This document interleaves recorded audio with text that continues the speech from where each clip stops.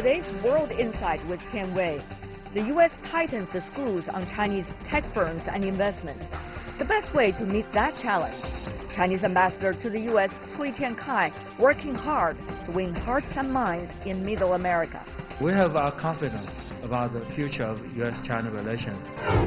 And in tonight's Women on Top, from a high school dropout to founder of $1 billion worth startup, Cindy Min talks about creating jobs worldwide.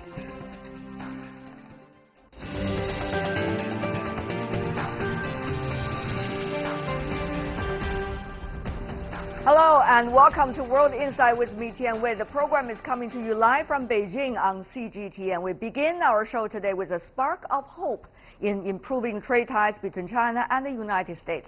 Chinese ambassador to the United States, Cui Tiankai, met with Kentucky governor, whose state auto industry is at risk amid Washington's trade disputes with Beijing. The ambassador and the governor discussed the potential partnerships and Chinese investment. Despite the warming up of relations in Kentucky, a new U.S. regulation, which President Trump recently signed into law, could worsen trade relations between these two countries. Before we get down to a discussion with our panelists, take a look at this first.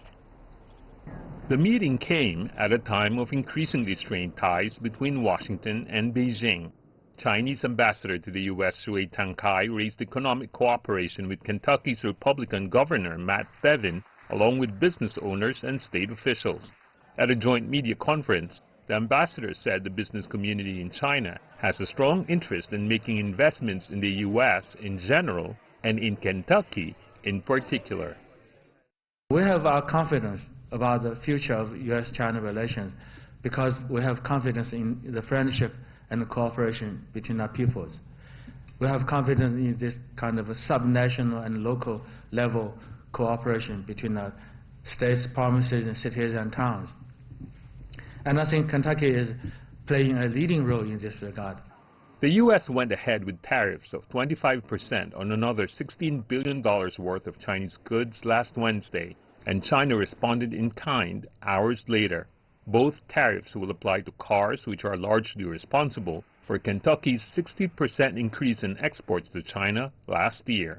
But Governor Bevin described the trade dispute as part of a larger negotiation that will eventually settle down, and said he would like to see 200 Chinese companies operating in Kentucky over the next 2 decades. Despite the warm welcome in Kentucky, things are different in the U.S. Capitol. On Monday, U.S. President Donald Trump signed into law the National Defense Authorization Act for fiscal year 2019, which incorporated the Foreign Investment Risk Review Modernization Act, mainly targeting Chinese companies.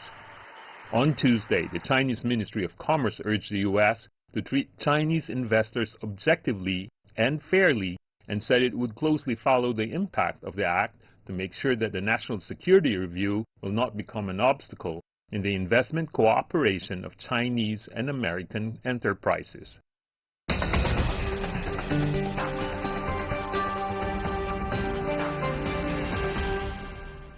For more discussion about that, we are joined in our Beijing studio Professor Liu Baocheng from the University of International Business and Economics.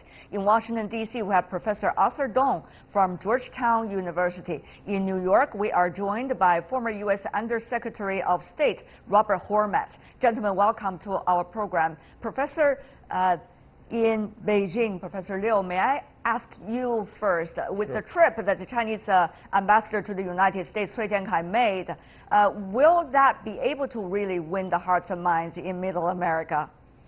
Well, I think it's definitely a positive move because Kentucky is best known for its Kentucky Fried Chicken all around in China. Actually, they operate almost the biggest in terms of the fast food chains.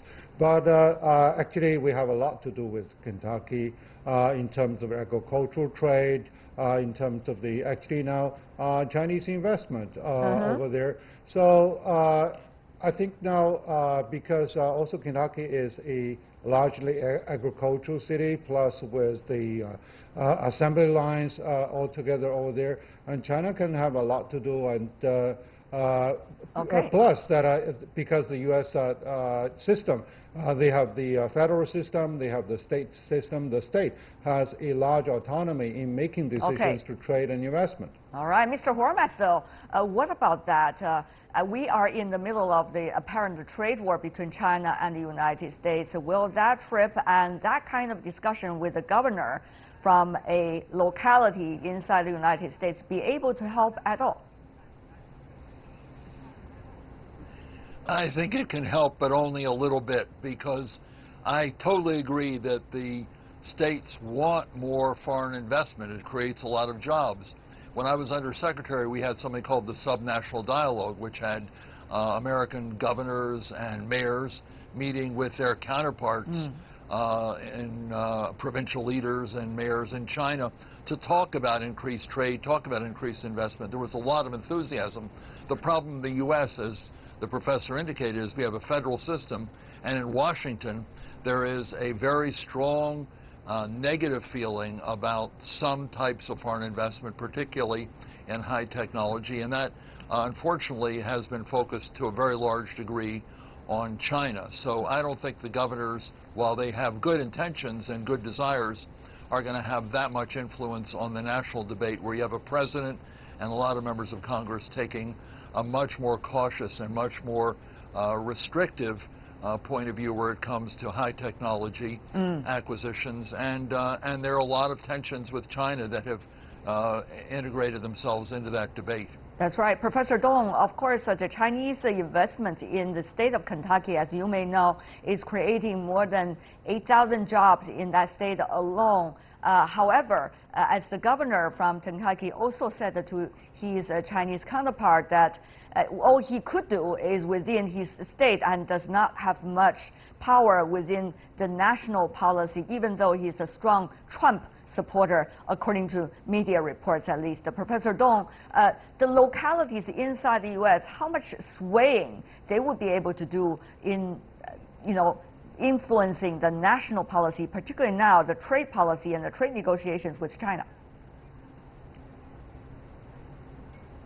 Yeah, well, I would agree with our previous speaker, Robert, that at the state level and at the local level, there is a high desire for investment of any kind. And certainly China has been a very progressive and aggressive and forward-thinking investor in many states across the United States, creating both investment and jobs. But as we know in the federal system, the federal government and its laws and acts in some cases has exclusive jurisdiction over matters of trade and has the ultimate authority in terms of what is going to get approved and not approved. And at the center of that focus, certainly today and yesterday, has been the enlargement of CFOIS. And so unless any contemplated investment passes CFOIS requirements, it's very unlikely that any state can move forward with the approval of a inbound investment by a Chinese entity. As all of you have been mentioning about the recent illegal work that Washington certainly has been working on toward some say apparently toward China, U.S. passed a new law that is part of the National Defense Authorization Act, which lists China's tech companies as national security concerns, even though we didn't see much ground of that. Though it didn't outrightly ban the sales of Huawei or ZTE products to the general public, the NDAA bars their purchase or use by the federal government and its contractors. The bill also tightens the export of sensitive technology by issuing stricter guidelines for investment regulators. Of course, the so-called sensitive is a word up for debate. So we see a lot going on, Mr. Hormats. The question is, what's next? Is this, some already see it as part of the so-called Cold War against China from the United States starting? Well, it's certainly part of a broader picture, as you point out. And the broader picture is that the United States, particularly leaders in Washington today, regard the United States and China in a competition for leadership in the most important technologies of the 21st century, artificial intelligence being one, biotech being another, various types of telecommunications technologies, and numerous others. And they see this as a major economic competition, but they also understand that a lot of these technologies have national security implications. And therefore, the two have sort of come together in the various pieces of legislation that you have referred to that are in the National Defense Authorization Act. So this is a security and an economic issue from the point of view of Washington, and they are going to be, as these pieces of legislation indicate, much more restrictive on Chinese investment in these sensitive technologies, not just the purchase of companies, but where companies are located, what sectors they're in, largely because they do see it as economic and security competition. They'll be much more restrictive on that than the old CFIUS was before. So this is going to be a long-term competitive issue between the two countries, and it will be an issue of friction for a very long time. This is just the beginning. This is not the end. This is not going to go away with Trump or with this Congress. This is part of what the United States considers a longer-term issue, particularly people in Washington today, but it won't be just today. It'll be for a long term. And Chinese companies have to figure out ways of working through this and figuring out ways to convince people in Washington that what they buy and what they sell are not going to be issues for American national security. Otherwise, there'll be a lot of investments that are denied by CFIUS under the new This is very terms. important, Mr. Hormat, what you just said. This is not just about one president. This is not just about one term of the Congress, but rather an overall plan change by the United States as a whole, a consensus, it seems, apparently. Not only that, but as you mentioned, the CFIUS, which is Committee on Foreign Investment. In Washington it is. Yes, in the United States, Committee on Foreign Investment in the United States, try to analyze, monitor, and also budget for a wide range of transactions that go beyond corporate acquisitions. Of course, that has a lot to do, Professor Dong, as you may know, with the Chinese investments in the United States. As you may know, Professor, 2016 we see a huge increase of Chinese investment into the United States, even though 2017 is a sharp decline as a result of political climate. So having said that, adding to what Mr. Hormat just said, what are the adjectives you would describe about the environment of doing business between China and the United States now? Yeah, I think the most recent pieces of legislation certainly cast a chilling, a chilling atmosphere over potential bi-directional trade as well as investment. As you previously mentioned, we went from 2016 $46 billion of inbound investment in the United States by Chinese firms, and up to about July of this year, just $2 billion of cumulative inbound Chinese investment. So that's about a 92% drop-off in the amount of Chinese investment in the United States, signaling a very, very dramatic decline and perhaps a change in sentiment overall as to the difficulty of getting deals done in the United States. Right. Professor Liu, this is ironic, though. If you look at the other numbers, you know, there are 130,000 Chinese students in the United States right now. That is almost a record high if you look at that number compared to history. And there's also Chinese tourists that's visiting the United States in competitive number almost if you look at the exchange history between China and the United States. That's reaching also $20 billion US consumption for the United States alone coming from Chinese tourists. So we are seeing the relationship going downhill. Well, really, the interactions and real texture of this relationship is actually going uphill. It is very much going an upswing. How should we understand this, very confusing picture here? Actually, I just came back last week from the United States. Yes, so I can visibly see that in the civil world, people's interaction and even business sectors dealing with the trade are still very active, and this is really very hard earned over the past few decades, right. When trade and investment and even cultural contact was almost standstill on zero. So by politicizing all this trade, investment, and also social interaction, it's really leading the bilateral relationship into a very dangerous zone in which people will get hurt and business will get hurt. So I think now the politicians need really to look at their core responsibility is really to serve the people, to serve the business, instead of playing with their political ego. There are two things that has been mentioned by the current administration in their argument when it comes to law or when it comes to measures against the Chinese companies and businesses. Professor Dong, one of them is whether the Chinese are really destroying the American national interest or threatening the American interests. But, one of those very simple example is the Apple phone. How many of those have been sold in China? And in the Apple phone, the chips are made in America. So if China is using the same argument against the United States, saying the U.S. is threatening China's national interests, there's likely to be a lot of cases that the Chinese could raise against the American manufacturers and companies. And if you think about that picture, this is going to be horrific. A real trade war going to start. So now China is still holding back the reactions. But Professor Dong, obviously Washington is going much further than what China is thinking right now. Professor Dong. Yeah, absolutely. The singular focus on export trade figures disguises a lot of hidden sort of content, the content of which is known as intermediate trade and intermediate goods.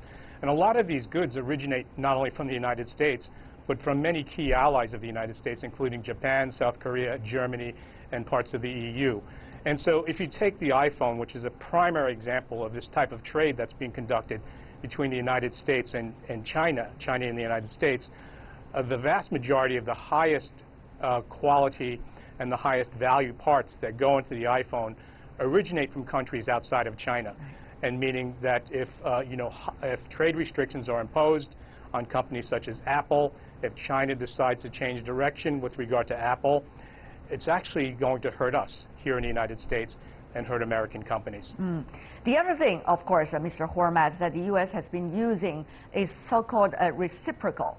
But of course, when it comes to this trade dispute, the U.S. has been using a lot of tariffs against China. But China is not talking about yet reciprocal in that regard. So if, let's imagine, the things are going downhill, as you have been earlier suggested about the atmosphere, at least inside Washington, what kind of picture are we going to face for both countries?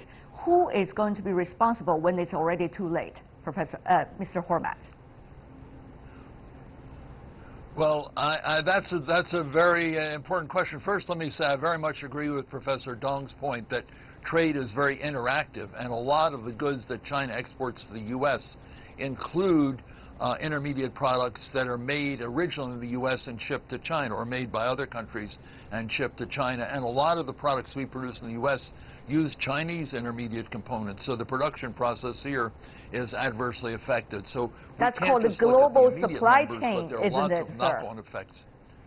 Global supply, and it's very intricate, and people who just look at tariffs miss the fact that there is this enormous interaction between the two economies and among companies in China and the U.S. So that goes to the answer to your question, and that is, over a period of time, this could get worse. This could get a lot worse. The two leaders are not scheduled to meet for a couple of months, when they'll be at various international groups like the UN or some meetings of the G20. And therefore, getting off of this downward slope, downward slide, is extremely difficult to do. It's also not clear to China at this point, I don't believe, what the United States wants in order to stop escalating its own tariffs. And then when the U.S. takes measures, Beijing has to take measures in response. And this hurts both economies, and I think we're in for a period now where this could get a lot worse. Not that anyone wants to have an economic deterioration on either side, but it could get a lot worse. And the other is the mindset.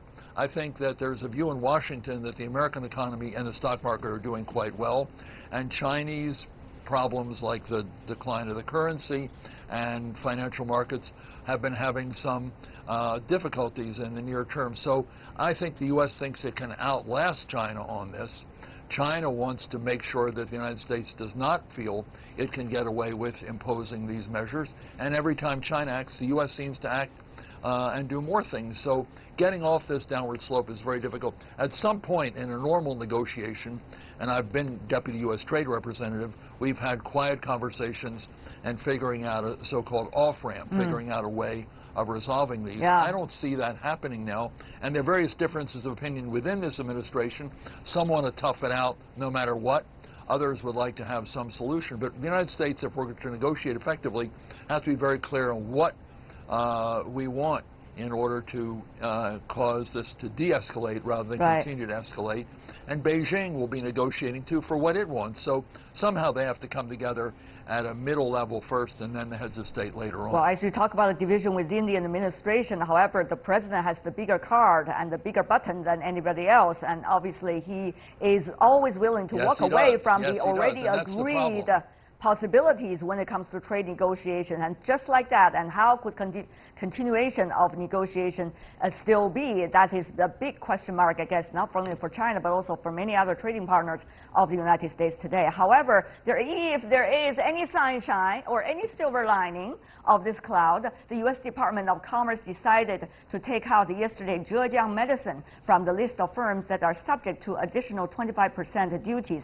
At the hearing, the company's chief scientist emphasized the irreplaceable status of Zhejiang Medicine's products, some of those products in the U.S. market, and its benefits to the U.S. patients and the U.S. military. So obviously, Professor Liu, what we are talking about here is not just the trade war itself, but also the communication capabilities of countries that when they are in a situation like this, and they need to talk to one another, state out their reasonings, and make their voice heard so that the other party could hear it loud and clear. I think this means the Chinese companies will have to be doing a better homework. Number one, to have a clear track record as a market player instead of getting involved in sensitive areas or getting involved with state unfair support. The other is that they need really to work more closely with the local partners to do a thorough investigation over the investment environment.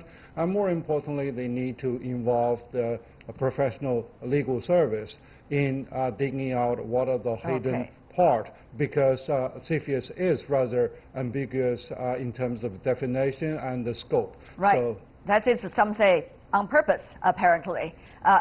Professor Dong, before we go, very briefly from you, 30 seconds for you, sir. Oh, yeah, absolutely. I think Chinese companies can still do business in the United States, and there still will be approved companies who invest in the United States. I would echo Professor Liu's sentiment that Chinese companies are going to have to get a lot more sophisticated in terms of their communication strategy and sort of setting the table so that legislators here and policymakers here can have a better understanding in terms of what the goals and the potential, benefits to the United States are on behalf of Chinese companies investing over here. All right, gentlemen, it was a pleasure having the three of you on our program. I hope our conversation will continue. Whether or not that conversation will continue between Beijing and Washington, we're going to wait and see. Thank you so much, Liu Baocheng, Arthur Dong, and Robert Hormats. Really appreciate it. Thank you. You are watching World Insight with me, Tian Wei. Still to come on our program. The female founder of VIP Kit, an English teaching startup, talks about what it takes to succeed and creating jobs not only in China, but also in the United States. That's tonight's Women on Top, coming your way right after this break.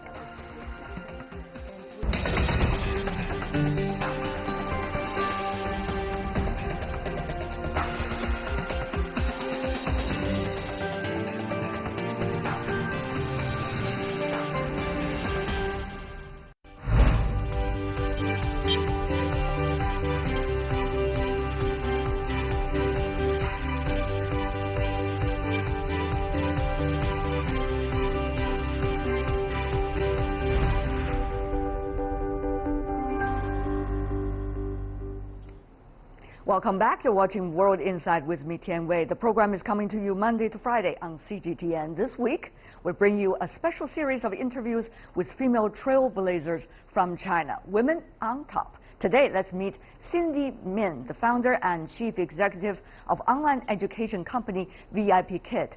Cindy forged her own path from an early age. She left school at the age of 17 and with her uncle co-founded a language teaching company where she spearheaded business development. Later, she drew up VIP Kid. She challenged the conventional English teaching method.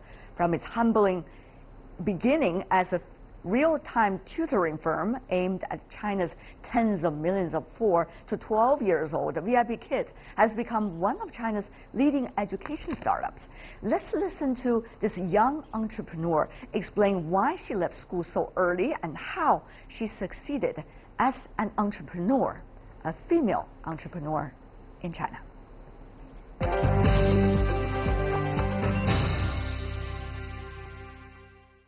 From a 17-year-old high school dropout to now one of the best and most well-known young entrepreneurs in China, many people wonder, what has this been, this magical transformation? It's love of teaching, and I was an English learner myself, but at the same time I started teaching young children English, and then I felt myself fascinated with the experience that I want to spend time with them every day, that I chose to teach full-time. But also another reason is I didn't do quite well in middle school and high school in my math class. That's very honest. I was reading science fiction magazines in my math class, and from that moment on, I realized personalized learning is so important to every child that as an unsuccessful student, I probably should seek another way. But did your parents agree? Well, they didn't have a choice, because if I continued, I wouldn't be successful. And I think, to speak for the teachers, I think it's very hard for them to navigate around the classroom setting of 60 different students. It's really hard for them to try to help everyone. So you joined your uncle? Yes. To establish another entrepreneurship. That's your earliest. It's right. What was it like for you to, at a young age, 17-year-old, trying to do business development, trying to spread the program onto different campuses?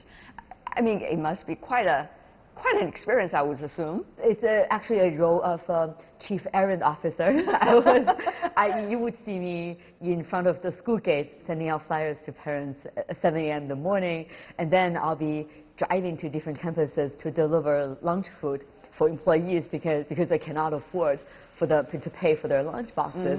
And then I would be teaching in the evenings from 7 p.m. to 10 p.m. And then I would be grading homework from 10 p.m. on, and I'll be reading my own books to learn from 12 a.m. on. So it's very exciting, I would say. So that's 15 hours plus self-study. I see that experience as a learning experience too. But what was it like? I mean, when you were, giving out the flyers at the campus gate to the parents, people would ask you, well, little girl, you should go to school yourself instead of standing here.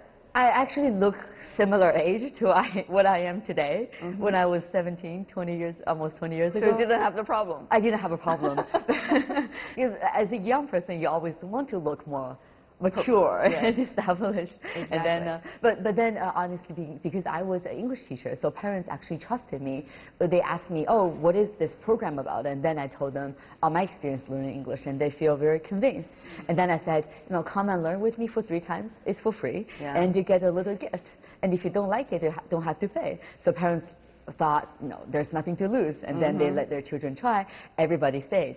So that's your earliest stage of entrepreneurship. What is the biggest challenge and what is the biggest takeaway from that experience for you? I guess the biggest challenge is knowing nothing at all. But then the biggest takeaway is also knowing that one would never know everything about anything. That allows me to always think about the customer values, what the student really wants, and then learn while time goes in the different eras, and then teach myself and also learn with my team to adapt to the new era, new ages, and then meet the customer requirements of the new internet age, I would say. Then you moved on to establish something of your own, which is the VIP Kid. It must be very different because at the very beginning, it was you with your uncle. He is this big guy, right? He has to be responsible for everything. But now it's something of your own. So what was it like at the very beginning of this entrepreneurship? Have you ever questioned about yourself? Is this going to be a successful model? Is this going to be long term? Am I going to be responsible from the very beginning till the end for the people that I have persuaded? For the first year and a half, what I did only is to be questioned and question myself, because it's such a new model that I believed the customer value is shifting in the internet age. Student requirement is to find the best teacher. That requirement cannot be best met in a brick and mortar age. But now it comes to internet, how do I know a 5-year-old can stay in front of the computer for a few years and learn with the teacher? Can they establish that real connection? Right. And would the teacher be happy with her job working with VIP kids? So that's a lot of questions being asked by other people, and I constantly ask myself. So I figured there's nothing more important than to deploy and demo and to do it. So I started experimenting with 4 students, and then that cohort gets to 200 year and a half. So with that real piloting, we get to understand that students, as young learners, love staying in front of computers and then talk to a teacher remotely, and they establish real connections. And teachers, on the other hand, in the US, love this working opportunity with VIP Kids. You have to constantly innovate the business model, because business model is very easy to copy. Of course, you've got a big database of teachers, of students, and word of mouth, but those could be copyable as well. So here's the thing. Are you always in a process of being pressured, in a way, to move forward? And how to do that on a daily basis? What drives the team and me growing every day is the true feedback from our customers, understanding what they really need and want. And that gives us, I would say, a lot of work to do, because there's so many of them, right? But the thing is, we're busy, but we're not panicking. We're taking our time building the foundation of the business, which is to make sure that we meet with the needs of the parents. That we make mistakes, and then we acknowledge it, and we make improvements. Right. So it's I would say, again, shared future, very different from all the other business, I guess. But you've got a lot of demands coming from different sides. You also got complaints, you've got compliments. The thing is how to prioritize, always. Yeah. So to you, what has been your experience as a Chinese entrepreneur? For me, I always prioritize based on customer requirements, customer value. And so let me give an example. Give me an example, yes. When we started build the business for the first almost 2 years, we didn't really have a proper website, nor phone apps, nor anything that is fancy. But then we make sure every teacher we selected are the best. We selected from the K-12 teachers, the professional English teachers in the US, which is 10 times better than anyone who can just speak English. And then we make sure we have only 5% of the admission rate. And it's a lot of work on this side. But by building that supply side, guarantees quality of our product service, which is what parents value the most.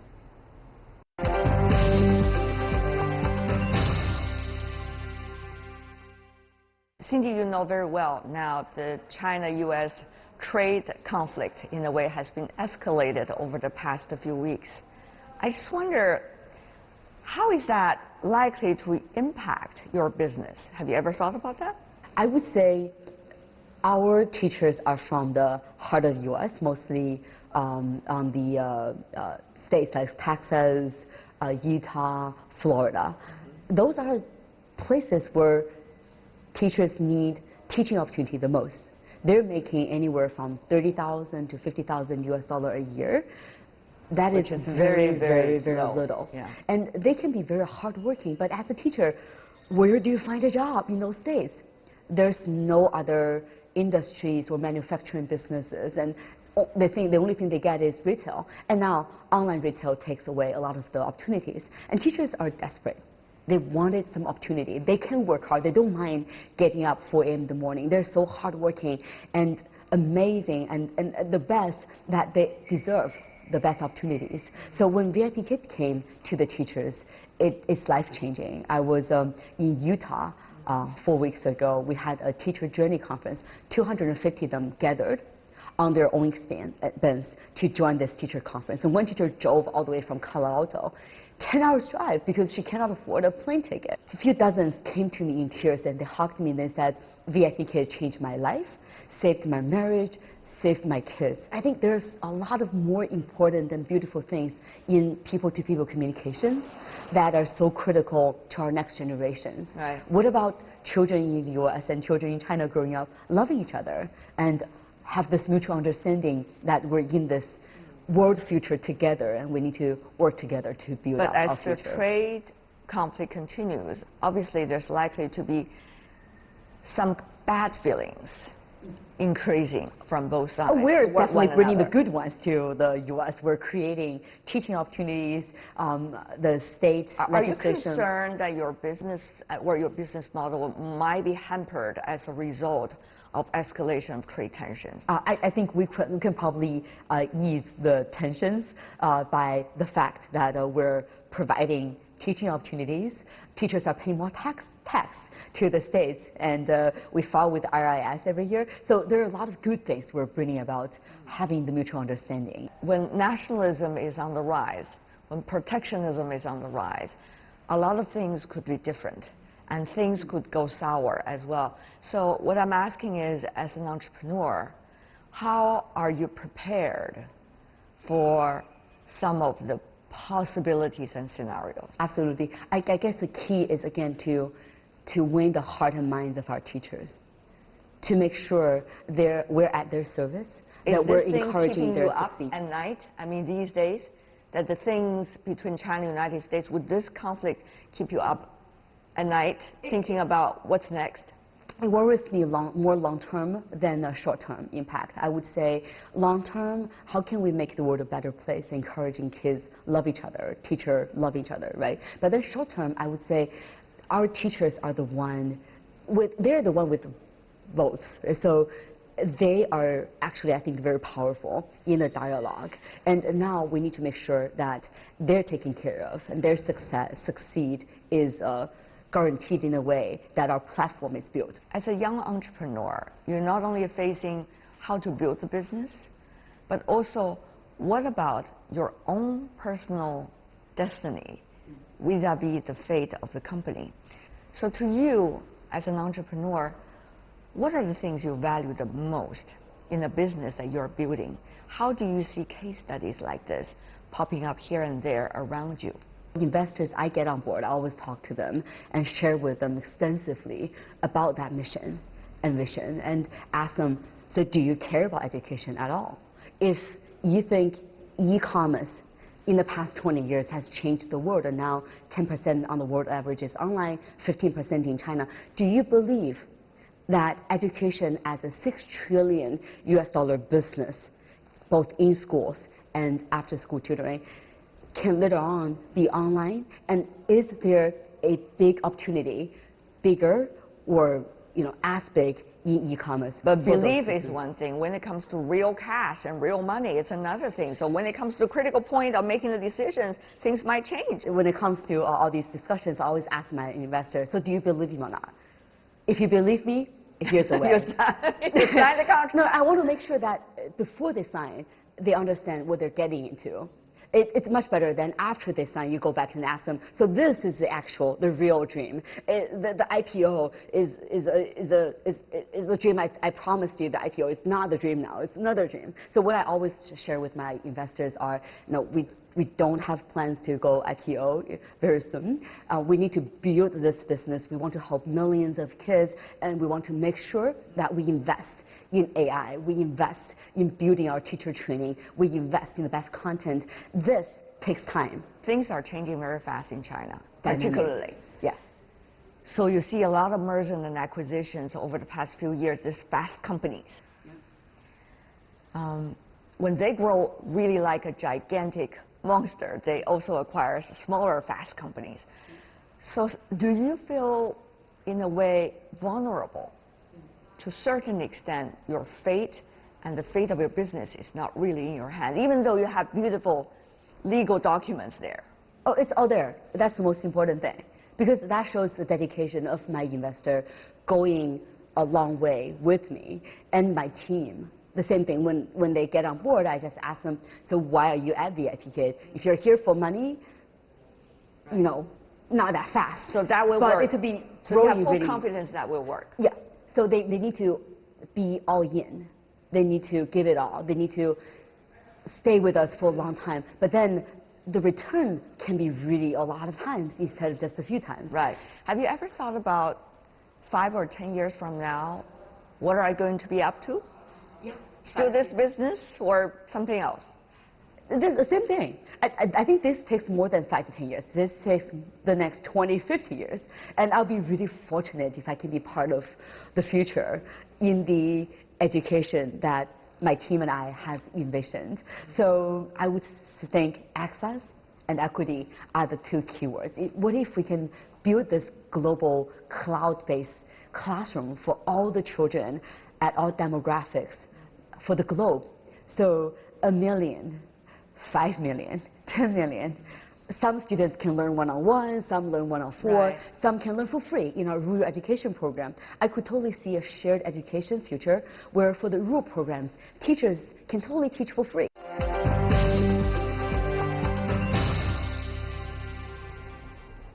Cindy Min, an educator who's thinking about creating education and jobs all over the world.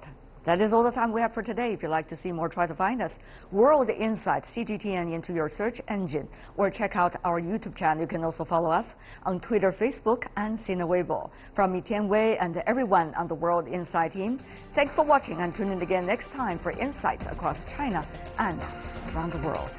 Good night.